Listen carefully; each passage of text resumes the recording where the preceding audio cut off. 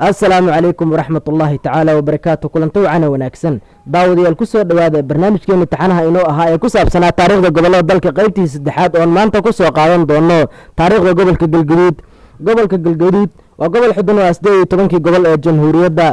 wuxuuna gobolkan juqraafi ahaan dhacaa bartamaha Soomaaliya wuxuu daris leeyahay gobolkani saddex gobol oo kala ah gobolka Mudug gobolka Shabeellada Dhexe oo taariikhdiisa uga soo hadalnay barnaamijkan qaybtiisii labaad iyo waliba gobolka Hiiraan gobolkani magaalo madaxdiisu waa Dhuusamareeb wuxuuna ka kooban yahay 4 degmo oo kala ah Ceel Dheer Ceel Buur Cadaado iyo waliba degmada Caabudwaaq gobolkani wuxuu ka mid yahay gobolladii la magacaabay xilligii dawladda dhexe waxaana gobol ahaan loo aqoonsaday sanadkii 1973 gobolka galgaduud ayaa soo maray marxalado kala duwan gobolkani ayaa ka mid ahaa dhulweynihii la oran jiray Mudug ee looga talin jiray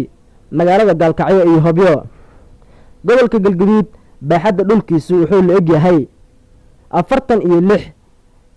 46.126 kilomitir square waana gobolka shanaad ee ugu baaxadda weyn 18 gobol ee Soomaaliya